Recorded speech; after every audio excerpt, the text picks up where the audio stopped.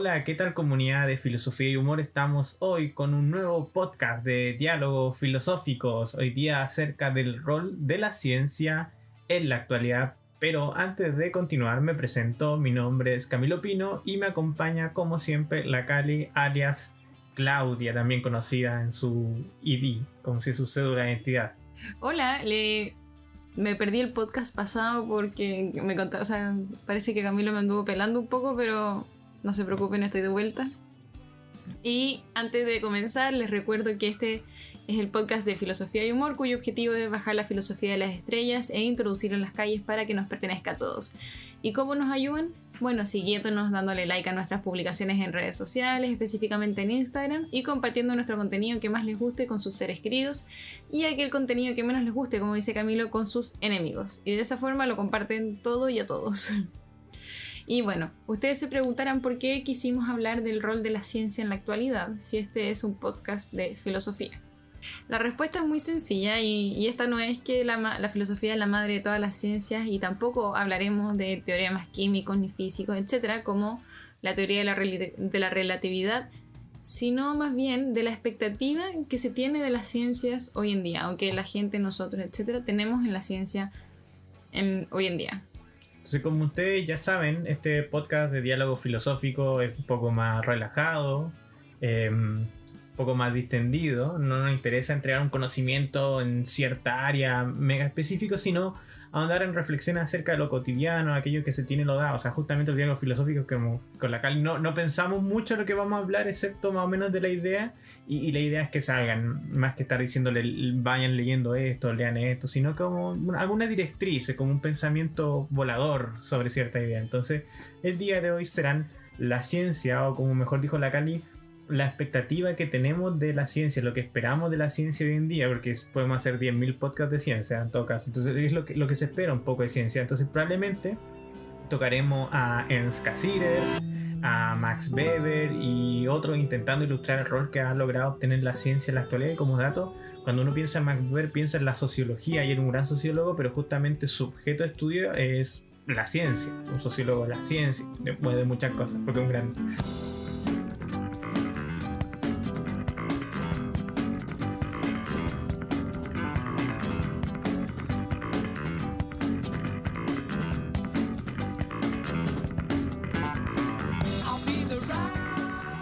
Entonces, ¿cuál es el rol de la ciencia en la actualidad? Se preguntarán ustedes. Pues básicamente es el parámetro objetivo y de verdad y de falsedad de ciertos asuntos, hechos, etcétera, eventos de la realidad.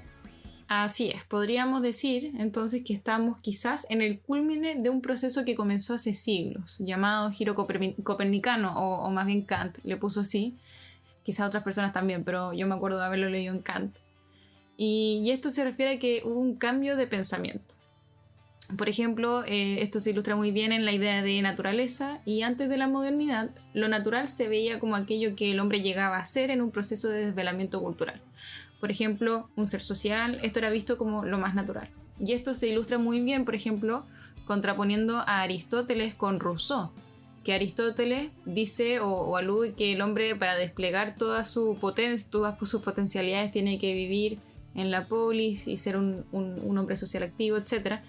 Y Rousseau quiere volver a la naturaleza, quiere volver en el fondo al origen bueno del hombre, y que es lo más natural. Y este es lo más ilustrativo que se me ocurre en estos momentos. En Aristóteles, por ejemplo, el concepto de naturaleza está al final, es a lo que apuntan los seres, mientras que la modernidad, en caso de Rousseau, Hobbes, Locke, lo natural es de donde viene. Por eso el estado de naturaleza es previo a la sociedad, y por eso el énfasis en los modernos, empezando políticamente, la naturaleza es lo que antecede a la sociedad. Pero en Aristóteles, como tú contabas, la natural es la sociedad, porque lo natural en Aristóteles es hacia dónde va el ser humano. En la modernidad hay una antítesis entre natural y lo cultural, por ejemplo. Uh-huh. Antiguamente, y esto también es algo que especula un filósofo neocantiano que se llama Ernst Cassirer, existen distintos tipos de cosmovisiones en el mundo, por decirlo de algún modo. En un comienzo estaban los mitos y la religión que explicaban el origen de los tiempos, y luego también estuvo la magia como este método explicativo, y finalmente es la ciencia en el fondo. el Big Bang y las partículas y cosas por el estilo, ¿cierto? Entonces, el avance científico efectivamente permite una explicación de la naturaleza apropiada, pero ¿fue la naturaleza creada por el hombre de modo que es hecho en la medida de estos parámetros naturales? Es decir, ¿es la naturaleza la física realmente o nosotros le aplicamos el método físico o el método matemático o el método científico a la naturaleza y es lo que ha logrado hasta ahora por lo menos explicar apropiadamente cómo funciona un poco? El problema, claro, no haría problema. La tensión de la pregunta de la Cali es que sea un silogismo en que el mundo o naturaleza, que queramos decirle, es todo lo que abarca el método científico y todo lo que abarca el método científico es la naturaleza. Ese es como el supuesto de la situación, que Claro. no nos damos cuenta muchas veces. Es decir, es como decir, la realidad es todo aquello que sea captado por la ciencia y algunos de ellos deducen que entonces lo que no es captado por la ciencia no es real. Va Claro. como por ahí el silogismo. Entonces la pregunta, ¿es la naturaleza aquello que las ciencias naturales delimitan, estudian con sus métodos, con sus herramientas, etcétera? O, que es la pregunta, claro, que es la pregunta efectiva, llamamos naturaleza de manera defectuosa a todo aquello que cae bajo las herramientas de las ciencias naturales. ¿Habrá algo más allá afuera? ¿Es un constructo que nosotros hicimos al final de cuentas para meterlo en esto? No sé. Claro, y en el fondo mi análisis es que el mundo no fue creado por el hombre, entonces las ciencias son una herramienta para explicarlo hasta que algo desconocido logre hacerlo mejor. Y de hecho ni la ciencia tiene respuestas concretas y exactas para todo, y pues esto lo podemos ver en la ley o en la teoría del espacio de Newton, por ejemplo, versus la de Einstein. Que la de Einstein desdice un poco lo de Newton y que fue instaurada como verdad durante 500 años o 400 años aproximadamente. O sea, claro, cuando Newton habla de la teoría, por ejemplo, la teoría de la gravedad, que usa el concepto de gravedad, es porque se enfrenta a un tipo de fuerza muy diferente a la otra fuerza de la que él habla en sus otros tratados, porque en simple la fuerza empuja, pero la gravedad jala. Y es muy raro una fuerza que jala, y esta fuerza que jala Newton la denomina gravedad, pero si uno lee a Newton se da cuenta que no profundiza más de la teorización de esta idea, de darse cuenta de esto. Y ella con la llegada de... Y esta fuerza, la fuerza de la que habla Newton, da muy buen resultado para explicar lo que nosotros llamamos, o lo que llamaban lo antiguo el mundo sublunar, es decir, de la luna para abajo, que es nuestra vida. Pero a medida que avanza la ciencia se dan cuenta que todo lo que dice Newton, o no todo lo que dice Newton, la teoría de Newton no puede abarcar los objetos supralunares, por así decirlo, también en ese lenguaje que es, por ejemplo, la física que ocurre dentro de una estrella, dentro de los hoyos negros, en la relación entre distintos planetas gigantes, y a la vez esa física de Newton no puede responder a lo que pasa en el ámbito subatómico, es decir, la física de las partículas más pequeñas, etc. Y justamente toda esta teoría que elabora Einstein, que está hecha sobre la teoría newtoniana, que dice tenemos que establecer, por así decirlo, una nueva regla, otra nueva concepción, en el caso de Einstein, del tiempo y el espacio, para poder ampliar esta teoría científica a algo que dé explicación al conjunto de la realidad en cuanto tal, al mundo sublunar, al supralunar y al micro, ¿cómo sería? Al atómico. Claro, muchas gracias por explicarlo, pero en el fondo, hasta ahora, o analizar un poco que la ciencia en el fondo es un método explicativo también del mundo, de la naturaleza, de los fenómenos naturales, también como los terremotos, etcétera, que hasta el día de hoy no pueden predecirse completamente, de los maremotos, por ejemplo, etcétera. Y en este sentido cae también bajo los otros métodos explicativos que ha tenido nombre a lo largo de toda la historia, y que algunos los podrán considerar más o menos perfectos porque tienen más o menos fallas. Como decíamos, la ciencia es bastante certera, pero están los mitos que tienen ideas más o menos vagas, donde se mezcla lo bueno con lo malo, con lo natural, con Dios, los que tienen Dios, algún Dios, etc. Y también está la religión, que explica de modo más holístico, dentro también de las herramientas que tiene, todo cuanto existe en el fondo. Y esta reminiscencia a un ser superior, etc. Y la ciencia en el fondo se ocupa de explicar el mundo natural en cuanto natural. Que de cierto modo yo diría así a priori, yo creo que esto lo podemos profundizar unos minutos después, la ciencia gana mucho de explicar la realidad de una manera mecánica, es decir, de una mostración, no estoy inventando una palabra como para hacerlo fácil, pero la ciencia muestra los fenómenos. Como de ópticas. Claro, como que la apunta, pero por ejemplo no puede dar razón última de ellos en sentido de su causalidad metafísica o finalidad. Esta es la crítica que dice Nietzsche sobre la ciencia, porque dice, la ciencia describe el mundo, pero no lo explica. Lo voy a poner como así, o sea, en el caso del terremoto que dio la Cali, nosotros podemos medir los terremotos en diversas escalas, escala Richter, Mercalli, etc. Incluso podemos llegar a predecirlo en el sentido de saber unos minutos antes, incluso mejorando la técnica que va a haber un terremoto por ciertas mediciones, etc. Nosotros podemos incluso con los siglos llegar a predecirlo de manera más certera, pero hay algo que nosotros no podemos saber en la ciencia, que es cuál es la razón de que haya un terremoto, es decir, cuál es su finalidad en el sentido... Hay un ser superior que lanza terremotos para atormentarlos. Son los terremotos algo del karma de la tierra, por ponerle un nombre así. O simplemente que los terremotos ocurren de manera accidentalmente en la naturaleza porque no existe una causalidad y todo es una naturaleza ciega. Y el problema es que el hombre tiende a hacerse estas preguntas un poco más metafísicas y que solamente la esfera de la religión o alguna esfera más quizás espiritual logre responder, pero la ciencia en cuanto ciencia, como tú decías, solamente tiene acceso a lo natural. Y en este sentido es donde yo quería guiar un poco más el podcast, a donde se ha convertido. Y con esto quiero decir que la ciencia un poco aparece como una nueva religión, un poco. Y con esto quiero ser muy, muy matizada, porque hay gente que tiene fe en una cierta religión y que también es muy científica. Yo estoy pensando concretamente en una amiga que es muy religiosa, pero a la vez adora la ciencia y está muy involucrada en leer los nuevos artículos de descubrimientos, etc. Y digo esto porque para mucha gente no hay una real oposición entre ciencia y fe. Para otra gente sí la hay, dependerá de lo que se cree, cómo se cree, o de también cuán científico se sea. Si tu sistema de creencia es capaz de asimilar la ciencia. Claro. Por ejemplo, cuando alguien, no sé, hay grupos cristianos que, por ejemplo, creen a pies juntillas, como dicen, la verdad de los textos bíblicos, esa forma de abarcar la religión, claro, no te da una apertura al discurso científico que dice, por ejemplo, que la Tierra tiene mucho más de millones de años que lo que dice el texto. Pero también hay dentro de esos grupos cristianos, por ejemplo, otros que toman la Biblia como una alegoría, es decir, como un discurso alegórico, no un discurso científico, y por ende ellos pueden equilibrar lo que dice la Biblia, como sus causalidades y finalidades, como hablábamos, a la vez que pueden introducir en su sistema de creencia un sistema científico totalmente sustentable.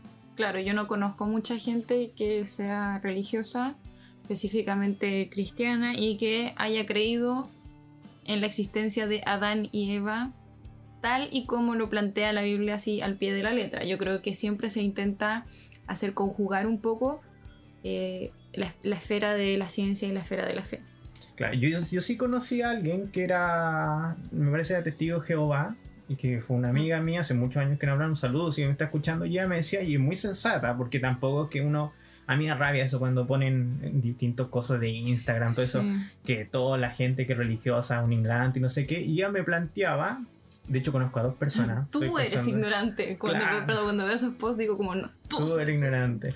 Y ella me planteaba, claro, ella partía el presupuesto de la lectura de la Biblia como una verdad. Porque claro, porque hay un problema, el que está diciendo la Cali, que quizás yo quiero presentarlo de antemano.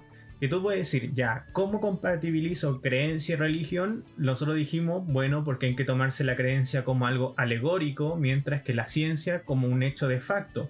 Entonces tú tenías el problema, como decía la Cali, Adán y Eva. Tomamos a Adán y Eva como una verdad efectiva, como si fuera algún relato histórico, lo cual me parece insensato, o lo tomamos como una realidad alegórica de que eventualmente por una cosa de causalidad tuvo que haber un primer ser humano que se reprodujo con otro ser humano. Claro. Pero el punto es que tú dices, ya, estoy de acuerdo con eso, Y la pregunta que yo planteo es, ya, entonces, ¿qué parte del discurso religioso nosotros tomamos de manera alegórica y qué parte nosotros tomamos de manera real? Entonces, es el problema que plantea mi amiga y me dijo, mi religión plantea que toda la Biblia es un hecho y se plantean cada una de las cosas como hecho. Porque si nos metemos a discutir qué cosas son hechos y qué cosas son alegóricas, empezamos a tener muchos problemas. Y ese es un problema que ha existido a lo largo de la iglesia. Por ejemplo, como respecto a eso, yo tenía todo un profesor de historia que una vez dijo que me habló de esta teoría que en el fondo se cree en la perfectibilidad del hombre, como la concepción del tiempo para los cristianos es lineal, entonces significa que hay una cierta perfectibilidad a lo largo de la historia y por eso el eventual incesto que habría existido, si es que efectivamente Adán y Eva existieron, habría sido acertado o no acertado, pero en el fondo no habría sido tan terrible realmente en esa época por toda esta teoría de la perfectibilidad del hombre. Pero bueno, a lo que estamos acá en el fondo es que la ciencia, y yo creo que esto se ilustra muy bien con Comte, toma un nuevo giro, y no solamente de explicar la naturaleza, sino que ahora se pretende un poco que la ciencia sea un parámetro de verdad o de mentira. Y cuando eso se lleva al extremo, y que mucha gente lo ha llevado al extremo, y que de eso habla también un poco quizás Max Weber, es que se convierte en una especie de religión. Max Weber no habla de eso propiamente tal, pero toca en el fondo que el positivismo trae consecuencias que no habían sido previstas, y en esas consecuencias hay, por ejemplo, un desmérito o un desmero en el fondo en otras cosmovisiones, por ejemplo, como la fe o todo lo que sea opinión, por ejemplo, deja de ser verdad, deja de tener este criterio también científico, y muy pocas cosas de hecho pasan a tener este carácter de ciencia o no. Y al mismo tiempo el hombre, como decía Camilo, se hace estas preguntas trascendentales de por qué ocurren los terremotos. La ciencia solamente puede explicar el que ocurran, y puede medir en el fondo, pueden predecir un poquito, unos minutos antes, etc. Pero no hay una pregunta de por qué los terremotos, o tampoco hay una respuesta científica por qué existe el hombre. Claro, hay una respuesta causal, en el fondo el hombre se fue desarrollando y fue evolucionando desde los monos, etc. Y los monos a su vez de otras especies, etc. Pero el hombre siempre se está planteando constantemente preguntas de un carácter más metafísico. Y a eso la ciencia no tiene respuesta. Y cuando el hombre cuando el hombre es científico, cuando está negado a cualquier posibilidad trascendental en el fondo, trae lo trascendente a la esfera terrenal, por decirlo de alguna manera, o eso suele ocurrir. Y con estos casos tenemos a muchas personas que creen ser más o menos todopoderosas o ciertos motivos, por ejemplo la misma ciencia, que creen que puede ser todopoderosa y responder ciertas preguntas y prever el futuro, y tenemos a los pseudo visionarios, etc. Entonces ahí la ciencia efectivamente cae en un problema, porque ella es solamente del espectro natural de la vida humana, no solamente de la vida humana, pero me refiero es del espectro terrenal, y no puede responder a algo superior.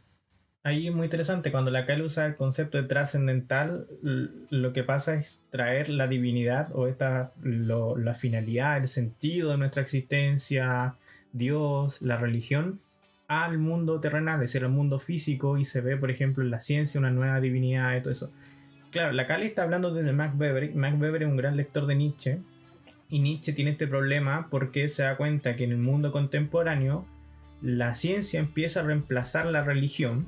Esto lo decía Nietzsche, me parece que la Gaia Ciencia, y lo que ocurre es que la religión tiene un rol fundamental en la finalidad de la vida humana, en el sentido de que le da orientación, le da sentido y responde a estas preguntas trascendentales. Entonces, a medida que la ciencia va ocupando el lugar que va teniendo la religión, se va mezclando con laicismo, con eso también ustedes leen a Max Weber, van a ver esta racionalización de la realidad que de Max Weber empieza como desde la filosofía para adelante.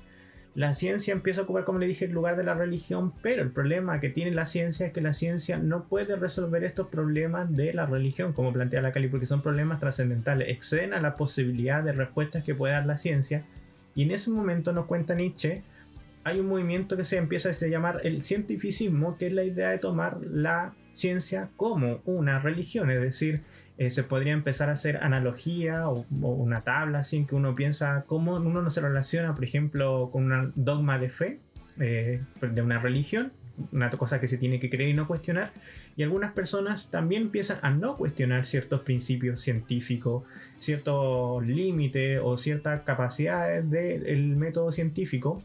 De hecho, el siglo pasado tuvimos muchos problemas, porque la ciencia también lleva muchos descalabres, muchos problemas éticos, porque no se cuestiona más o menos los límites que tiene la ciencia. Y aparece, bueno, Karl Popper, Kuhn, replanteándose también cómo es la ciencia y cómo de ella derivamos verdad o no, porque mi punto, y como para terminar ese punto, es que cuando uno cree ciegamente en la ciencia, que es cientificismo, que es básicamente una religión basada en la ciencia, a uno le parece que todo lo que da o puede hacer la ciencia es verdad y incuestionable. Y Karl Popper igual dice, ya, entonces tenemos que crear un método para ver lo que la ciencia puede responder y que no, qué teorías son válidas, cuáles no son válidas, porque en el siglo pasado teorías, por ejemplo, raciales, como tenían los nazis, fueron o se intentaron muchas veces comprobar científicamente. Sí, pues ya está, si alguien cree que el intento nazi por erradicar especies inferiores a ellos, según ellos, fue el primero o fue una ideología única, está muy equivocado. El darwinismo social está desde el siglo XVII en adelante, o sea, se empieza a formar una religión de la ciencia. Sí. O un proyecto sociopolítico con el carácter científico y claro, como las preguntas trascendentales son también el bien y el mal, y la ciencia no puede dar respuesta a las preguntas trascendentales, la ciencia no puede dar respuesta a lo que es el bien y el mal, y por ende no se cuestionan moralmente o éticamente, mejor dicho, estos proyectos. Y justamente a los nazis, sino muchos otros proyectos en la historia de la humanidad, o por lo menos en el siglo pasado, tenían este problema porque era científicamente viable la eugenesia que planteaban los nazis, porque la técnica científica, el aparato científico podía hacerlo, podía también eliminar a una gran cantidad de gente si fuera necesario. Pero lo que no estaba en ese aparato era la pregunta de si deberíamos hacerlo o no, y esos límites a la acción humana los pone el carácter trascendental de la vida, que es un sistema moral, un sistema religioso, un sistema ético, como usted quiera decir, una filosofía de vida. y que los nazis tenían eso, pero no tenían una remisión trascendental en el fondo. Y por otro lado, hay un problema, o sea, para mí no hay un problema en ser ateo, ser agnóstico, etcétera, sino es que si se lo es, hay que asumir las cosas como son y evitar la pregunta trascendental. Porque si uno empieza a hacerse preguntas trascendentales, uno va en el fondo a poner la ciencia en el lugar donde realmente debe estar la religión. O va a poner en el fondo, en palabras de la ciencia, cosas religiosas, y la ciencia no es eso.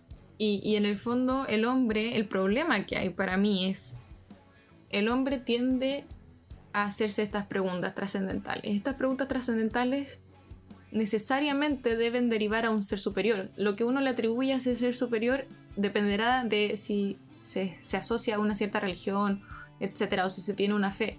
Pero en el fondo yo creo que es imposible y no lo he podido ver. Y por ejemplo Nietzsche también es muy claro en esto. Hay que asumir que estamos en el mundo y que no hay un Dios y no hay nada más y partir de ahí para abajo, porque si uno comienza a plantearse las preguntas trascendentales, etcétera, uno necesariamente va a llevar a una religión y le va a atribuir cosas morales o fundamentales que fundamentan también la existencia humana. Límites, demarcaciones del hacer o no hacer, claro, de la existencia humana.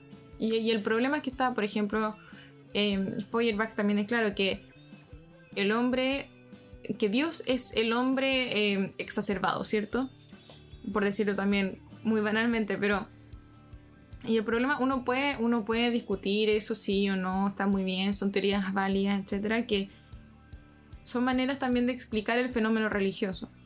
El problema está, y yo creo que ellos están muy bien, dan explicación y son conscientes de ello. Para mí eso es lo más importante de estos autores, que son conscientes que si uno empieza hacerse la pregunta trascendental va a derivar en un Dios. Ellos toman la postura atea y dicen Dios es tal, en realidad Dios no existe porque en realidad es el hombre o lo que sea. Y el punto es que hay que asumir que no hay un Dios, hay que asumir que la ciencia tampoco va a ocupar el rol de la religión, porque ahí ya se estaría pensando que hay un Dios, aunque sea hay la un misma ciencia. Claro, se convierte la ciencia en un cientificismo, claro, que es una religión. Que es una religión, y eso ya tiene pretensiones de explicar el mundo desde lo trascendente, lo cual la ciencia no va a hacer nunca. Y en ese sentido, cuando Sartre dice si no hay Dios, todo está permitido, no quiero decir a Sartre o Nietzsche, pero no lo dice así como un cheque en blanco para hacer todo, sino el peso y la responsabilidad humana de saber que si no hay religión que, por ejemplo, limite la acción del hombre, es decir, el desarrollo de la ciencia,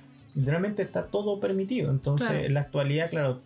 Y por eso también, perdón, pero por eso también Kant dice algo parecido, que si bien no podemos saber si Dios existe o no, hay que actuar como si lo existiera. Como si existiera, claro, al final de la crítica de la razón práctica, si mal no recuerdo, porque al final tenemos que si la religión funciona, si la ciencia funciona de manera autónoma, que puede ser una cuestión que nosotros tenemos que decir o no como comunidad humana, la ciencia no tiene ningún límite moral. Entonces, voy a ponerlo como ejemplo, el siglo pasado también, en el periodo de la Segunda Guerra Mundial, se hicieron algunos de los mayores descubrimientos científicos de la humanidad a un costo humano gigantesco, que era lo que hablábamos hace unos cuantos días atrás con la Cali, que por ejemplo se descubrió a qué temperatura a los seres humanos le da hipotermia, a qué temperatura, por ejemplo, podemos recuperarnos de la hipotermia si se actúa rápido. Pero ¿cómo se descubrió esto? Pues los nazis sometían a bajas temperaturas a los judíos hasta que les diera hipotermia, y ahí más o menos viendo a qué temperatura uno se moría o que resistía, de qué momento se podía recibir o no, etcétera. Eso es un gran avance científico y obviamente ha salvado miles de vidas en la actualidad. No hay que ponerse rojo por decir cosas de ese tipo, pero el punto es que cuando se tomó esa decisión, fue una decisión de carácter científico, pero en ese contexto no se preguntaron acerca de ¿deberíamos hacer esto o no? Porque claro, del poder se podía, pero del deber no se puede. Y yo creo que en la actualidad, si se acuerdan hace poquito del tema de un científico chino que hablaba de la clonación humana y que parece que desapareció, claro, de que podemos clonar seres humanos, podemos, pero la pregunta es, ¿debemos clonar seres humanos? Y eso no lo va a decir la ciencia, porque la ciencia diría, puedo. Sí. Es otra cosa la que tiene que decir, debes o no debes. Y nos gusta o no, en muchos casos tiene que ser la religión, sino la ética y la moral. Pero entre que el mundo se vuelva más ético y moral y que se expanda la religión, es más fácil que se expanda la religión.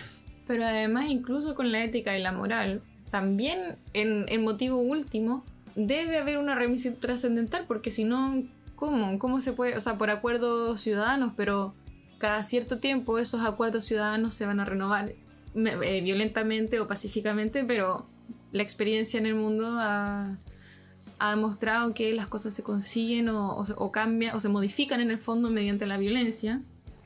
Entonces, incluso la moral tiene un fundamento último en la trascendencia. Claro, yo ponía el ejemplo, tenemos que, así lo pongo entre paréntesis, como si entre comillas, tenemos que nosotros como seres humanos ponernos de acuerdo, pero al final ese acuerdo, como tampoco tiene algo trascendental que lo tenga, y como decía, no me acuerdo qué autor, creo que el mismo Popper, sí, nosotros podríamos validar el canibalismo democráticamente, si es que de cierto modo podemos ponernos todos de acuerdo. ¿Y qué pasaría justamente esta estructura política que tenemos, en este caso la democracia, comparte los mismos síntomas que el cientificismo? Es decir, ¿cuál es el límite? El límite es lo que podamos elegir. Podemos elegir cosas malas y en gente diría sí, mientras todos estemos de acuerdo. Entonces la pregunta, ¿por qué no elegir ciertas cosas siendo que es democráticamente posible? La respuesta es justamente, como hemos hablado en todo este podcast, que tiene que haber otra estructura, o deberían haber, o existen, o no existen, etcétera, que en este caso lo trascendental, digamos, la religión, la filosofía, no sé qué, que delimiten de cierto modo el actuar ciego de, en este caso, la democracia o la ciencia. Claro, y este no es un podcast para convertirlos a todos, porque de hecho yo creo que ninguno de nosotros tampoco, pero en el fondo es ser consciente del peligro de llevar a la ciencia. Yo soy un fiel creyente del pastafarismo, Cali. ¿De qué hablas? Y el monstruo espagueti volador. Perdón, saliendo de tema, mis papás fueron a un matrimonio pastafari y estaban tan sorprendidos estaban tan sorprendidos como que no sabían si reír o llorar, pero bueno. Un saludo para, Al final, para los parientes que están escuchando. Sí. Pero claro, no es un llamado a convertirlo ni nada para... Es como un llamado nietzscheano beberiano, que es decir, como véaselas. Sea consciente del problema y también, por otro lado, además de ser consciente, yo, pues siempre encuentro interesante estas reflexiones. Pero también quería decir otra cosa, que era el llamado a ser consciente, etcétera, pero también a tener más respeto por las personas, porque mucha gente, y lo que también tú decías o comentabas al principio del podcast, mucha gente se burla un poco de las personas creyentes, etcétera.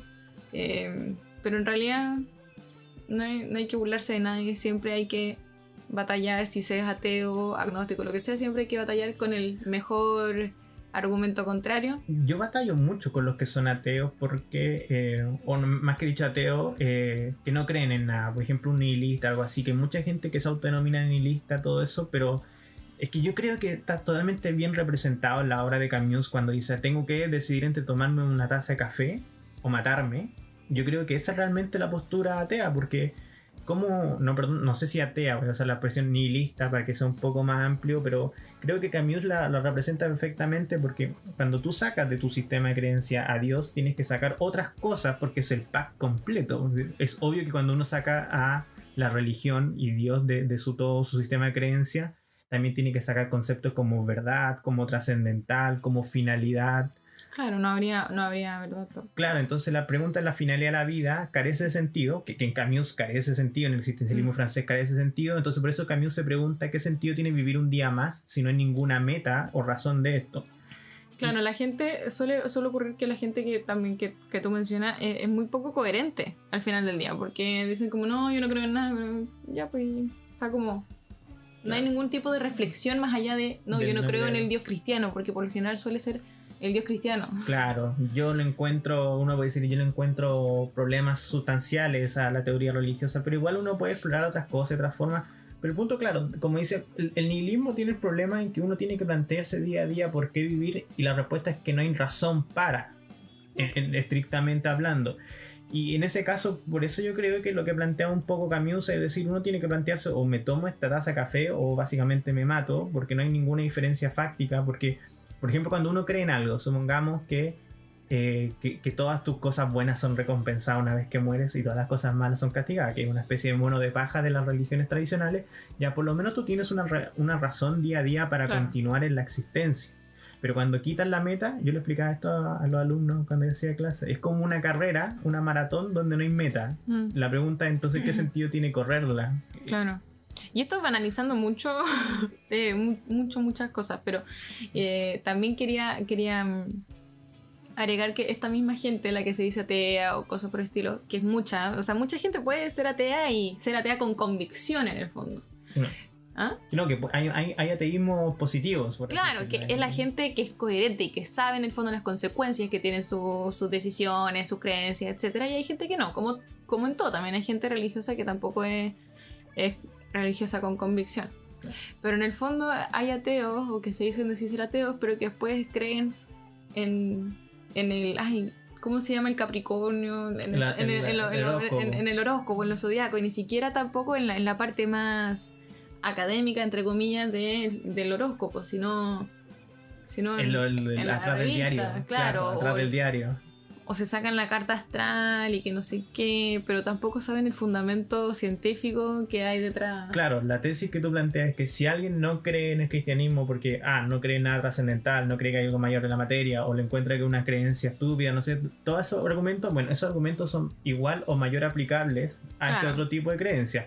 Por último, usted puede decir, yo no creo en las religiones, no sé, actuales, pero sí tengo un sistema de creencias astrológico, no sé qué, basado en no sé qué. Yo le voy a decir, perfecto, me parece bacán que usted sea un pagano. Claro, pero entonces usted no es ateo. No es ateo, claro, no es ateo. Simplemente decidió tener un sistema, perdóneme decir, de creencia muy básico. Eso viene de mí. No sé mucho. Lo digo desde la editorial Camilo Pino. Bueno, usted reemplazó un sistema complejo de creencias como el judaísmo, el islam, con varios miles de años y una profundidad filosófica, intelectual grande, por un sistema de creencias de campo. No, pero el sistema de creencia del horóscopo chino. Es que una cosa es tener millones de años, otra es tener como una reflexión filosófica detrás. A mí, perdón, me llama la atención, además, que creo que actualmente en Asia no se usa tampoco el zodiaco o el horóscopo. ¿El horóscopo chino tú dices? Sí, es más bien, por ejemplo... De hecho, no. Es más bien el tipo de sangre. Sí, el tipo que de es un sangre. cientificismo al final de cuentas. Cae también en un cientificismo determinista el tipo de sangre, pero puede ser, yo le encuentro eso más coherencia que el horóscopo en sí. Como curiosidad estúpida de este podcast, los caballeros zodiacos nunca fueron tan populares en Japón porque para ellos el zodiaco occidental no es como culturalmente, no se conoce culturalmente claro, tanto como acá. No hay una... como una asimilación cultural. Y bueno, también está eso de la compatibilidad entre parejas por como decíamos, por el tipo de sangre. Si eres A y yo soy cero negativo, entonces no somos compatibles. No sé si será tan así, pero... No, hay temas, claro, son 12 factores. Cáchate este conocimiento para cualquier amigo que tiene. Hay 12 factores que rigen la determinación de la vida humana, entre las que destacan no solamente el zodiaco, el signo, sino ni siquiera, no solo el ascendente que alita en tu carta astral, sino también el tipo de sangre y muchos múltiples factores. Pero claro, todo eso es un determinismo total y que si tú me pides explicación de por qué eso, eventualmente me voy a un plano trascendental que no puedo explicar. Y como diría Kant, es explicarlo claro por lo oscuro. Y yo creo que eso fue más o menos el podcast. ¿Tú quieres agregar algo? Siento que empezamos a hablar de la ciencia y terminamos hablando de cosas pseudocientíficas. Claro, pero en el fondo, para resumir un poco, es la ciencia nunca existió, o sea, no es que nunca haya existido, pero en el fondo la ciencia empezó a tener un gran poder más o menos cultural o sociocultural en el fondo alrededor de 1700, yo creo. Claro, hay un auge del positivismo que se llama esto, que al final la religión, la ciencia va desarrollándose y que es muy admirable, que está muy bien, yo apoyo totalmente eso, abarca más espacios de la humanidad y la religión va cediéndole terreno hasta un punto en que, yo estoy hablando así como imaginativamente, los guerreros de la ciencia saltan la valla hasta lo trascendental e intentan quitarle ese último eslabón a la religión que es la finalidad de la existencia. Claro, y lo curioso, por ejemplo, es que mucha gente le atribuye la magia al medioevo, pero en realidad la magia o las brujas y todas esas cosas son más bien de la modernidad. Y hay una rivalidad en un comienzo por explicar el mundo mediante la magia y mediante la ciencia. Y bueno, en un principio, como método explicativo en el fondo. Claro, no había distinción. No, en un principio no. Y de hecho, muchas gracias. Y de hecho los primeros químicos creían que la combustión se hacía gracias al flogisto, que era una composición química, y también los humores dentro de... O sea, que las personas estaban compuestas de humores. Que eran teorías explicativas. Que son teorías explicativas que actualmente, claro, nos parecen erradas, pero a la luz de la evidencia, pero para ellos en su momento no lo creían ya, ahí voy a poner un punto, porque cuando uno ve biografías, por ejemplo, Isaac Newton... no hemos terminado el podcast. Claro, si se dan cuenta, no, volvemos sobre las críticas, pero cuando uno ve las biografías, por ejemplo, Isaac Newton, que se ve un montón de temas, que Isaac Newton, ya todo esto de la física, el cálculo, que es específicamente lo interesante de Isaac Newton, pero... hay una parte que Newton era cabalista y también podrían considerarlo alquímico. Entonces algunas personas del mundo contemporáneo leen así como, él era grande porque al final tenía un lado místico. Ok, libertad, puede ser un religioso y me parece súper bien, destacable incluso. Pero el tema es que él se metió en la alquimia no en virtud de la misticidad que tenía la alquimia, sino que en un ambiente donde la ciencia todavía no se había desarrollado como en el mundo contemporáneo, él le pareció un camino sensato de experimentación científica. Probablemente si Newton estuviera con nosotros ahora y viera los avances que ha hecho la química respecto a lo que es la alquimia, probablemente él no seguiría la alquimia en la actualidad, pero en su momento no había nada. Claro. Y en el fondo es de la modernidad, no es... en el medioevo estaba principalmente la religión como método explicativo.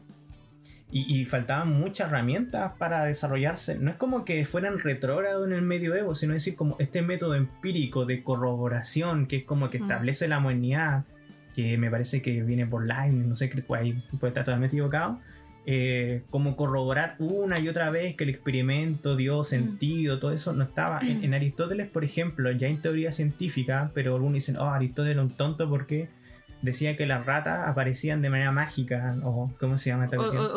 O también creía en los 4 elementos. Claro. Versus la teoría de... La cuestión espontánea, que las ratas aparecían espontáneamente en los graneros, y es porque... no tenían herramientas tampoco. Claro, él nunca tuvo una investigación específica de cómo se hacía, y eso le tomó a Occidente miles de años, entonces... Y sin ir más lejos, recién el siglo pasado se encontró la causa del escorbuto, esta enfermedad que les da principalmente a los marineros. Y hay que pensar que las personas llevaban viajando a través del mar durante meses por siglos y siglos, y a muchos de ellos les daba escorbuto, y al final se dieron cuenta recién, insisto, el siglo pasado, de que era la falta de vitamina C. La falta de vitamina C, y que no se sabía tampoco de la existencia de la vitamina C. Me parece así como que la C con la E, así, por tirarla así como de científico. Es que la vitamina E estabiliza la vitamina C, entonces es bien probable que haya sido así. Pero... que al final es la falta, en simple producto, la falta de alimentos frescos. Claro. Y que es muy obvio que en el mar, después de 2 meses a la vuelta, ya no tenía nada fresco. Claro. Y en el fondo, recién se descubrió la vitamina C el siglo pasado, tal como vitamina C propiamente tal. Antes se había descubierto, y esto ocurrió porque hubo unos científicos que se daban cuenta que si uno le echaba gotitas de limón, por ejemplo, a una manzana que estuviera abierta, esta no se oxidaba.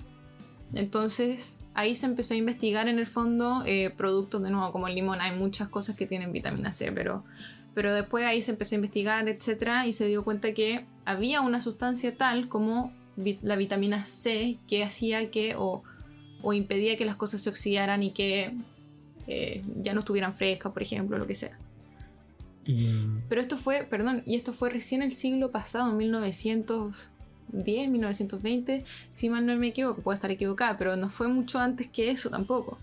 Y la humanidad viajando, toda la humanidad ha sido viajera por mar. Entonces nosotros en verdad tenemos una revolución científica que viene de la modernidad, y los últimos 100 años han sido brutales, la invención de muchas cosas. Entonces yo creo que hay una soberbia de mucha gente contemporánea en ese ámbito, y no se dan cuenta que todo esto hace un proceso de ensayo y error. Y es muy triste porque yo supongo que en 100 o 200, 500 años más van a mirar nuestra época y van a ver lo retrasado que estamos. Y la gente dice, oye, ¿cómo se podía vivir así en el siglo XXI? Así está la edad oscura del siglo XXI. Y nosotros, pero... yo me sigo preguntando cómo seguimos usando papel confort y baño y cosas así. Bueno, hay mucha gente que ya no, pues si tienen los baños inteligentes. Claro, pero yo me pregunto, yo creo que esos temas en la modernidad, o sea, digamos, 100 años más, van a preguntarse, oye, ¿cómo esta gente iba al baño? Qué poco higiénico era su vida. O quizá en 1000 años más tenemos gente como Fry. No, pero Fry, ya tenemos gente como Lila. Con un ojo. Con un ojo.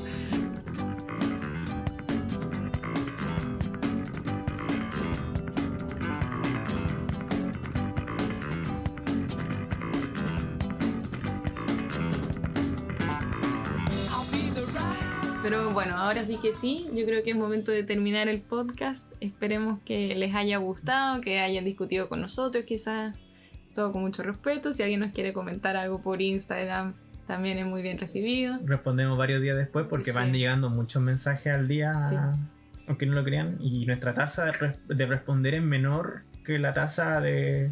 O sea, es menor que la tasa de poder asimilar. Claro. Somos como un hígado en una fiesta en San Patricio. Bueno. Nuestra tasa de poder ya se entendió, no lo voy a aplicar. No. Ya, pero eso, que estén muy bien. Recuerden compartirnos, darle like, escucharnos nuevamente. Sí, eso, muchas gracias. Nosotros nos damos like, nosotros crecemos harto, hemos crecido. Recién estoy dando cuenta que Filosofía y Humor en Instagram, yo creo que se va a cumplir aproximadamente un año. Ya debe tener un año en Instagram y tenemos 200.000 personas. El podcast obviamente tiene... menos como un tiempo, año también, pues. Como un año, sí, desde mayo, y también el crecimiento brutal. Y obviamente la gente que nos dice ¿cuándo se viene el siguiente video en YouTube? La respuesta es muy largo hacer un video en YouTube. Y somos solamente 2 personas, principalmente uno. Para la vida que llevamos está muy complejo también, así que apóyennos. Vamos a hacer un live, para los que se han llegado a este momento del podcast escuchando, vamos a hacer un live muy pronto, porque cumplimos 200.000 seguidores en Instagram, porque la Cali tuvo cumpleaños y porque queremos darle noticias y cosas así. Estamos esperando su feedback para algunas cosas. Sí, Se lo queremos contamos. hacerle algunas preguntas, pero Bien. eso, que les vaya muy bien, que tengan una buena semana, aunque ya es probablemente su... quizá- Coman alimentos frescos para que no se les caigan los dientes como a los marineros medievales, Así es, y a los modernos. a los modernos. Eso, que estén muy bien, hasta la próxima.